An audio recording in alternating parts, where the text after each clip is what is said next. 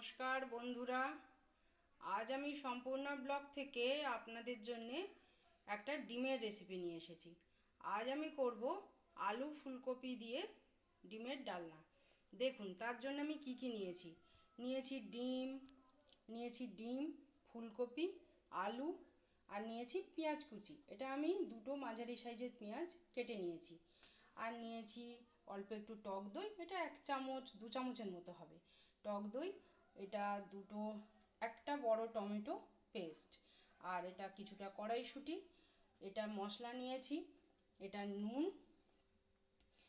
নুন, এটা হচ্ছে ধনে গুঁড়ো, এটা জিরে গুঁড়ো, এটা হচ্ছে কাশ্মীরি লঙ্কার গুঁড়ো, এটা অল্প একটু গোলমরিচের গুঁড়ো, আর এটা হচ্ছে হলুদ গুঁড়ো। এটা আমি নিয়েছি ওই 1/2 চামচ করে করে সব। আর এটা নিয়েছি, এটা আমার আদা পেস্ট, এটা আমার রসুন পেস্ট, আর এটা আমার কাঁচা লঙ্কা পেস্ট। আমি কাঁচা লঙ্কা দিয়ে করব, যার জন্য আমি একটু গোলমরিচ নিয়েছি। তাহলে আমি শুরু করছি। দেখুন আমি কিভাবে করি। দেখুন কড়ার তেল গরম হয়ে গেছে। তেলের মধ্যে দিয়ে দেব ফুলকপিগুলো। এগুলো আমি একটু ভালো করে ভেজে নেব।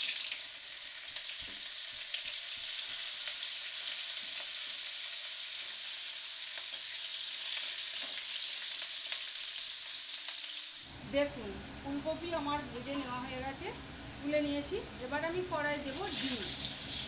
এই ডিমের মধ্যে আমি তেলের মধ্যে দিয়ে দিয়েছি একটু নুন আর একটু হলুদ দিয়ে অল্প করে। এবার ডিমটাকে একটু ভেজে নেব। দেখুন তেল গরম হয়ে গেছে।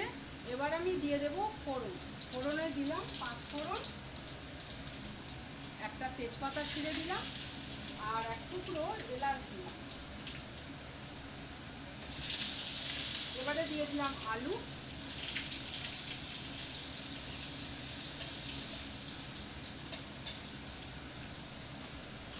এর সঙ্গেই দিয়ে দেব পেঁয়াজ কুচোটা। পেঁয়াজ কুচোটা দিয়ে দিলাম।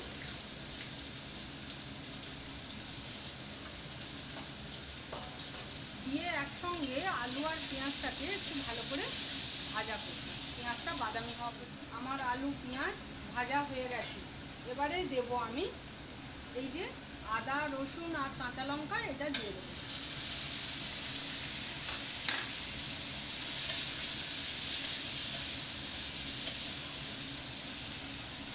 দেখুন রসুনের কাঁচা গন্ধ চলে গেছে।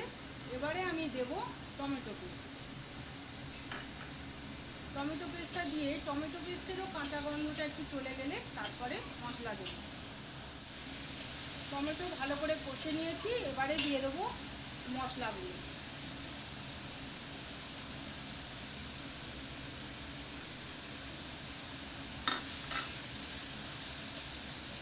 মশলাটা একটু এবারে দেবো টক দই। টক দই দিয়ে আমি গ্যাসটা একদম সিম করে দিয়েছি, না হলে টক দই ফেটে যেতে পারে। এবার টক দইটা দিয়ে ভালো করে একটু কষাবো। দেখুন আমার মশলা আলু সব কষানো হয়ে গেছে। এবারে আমি দেব কড়াইশুঁটি। কড়াইশুঁটি আমার এতটা লাগবে না, অল্প দেব। এই দিলাম।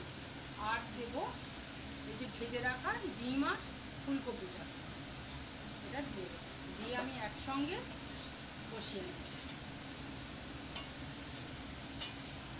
দেখুন কষানো হয়ে গেছে। এবারে আমি জল দিয়ে দেবো। এই জলটা আমি গরম জল, এটা আমি ইন্ডাকশানে গরম করে নিয়েছি।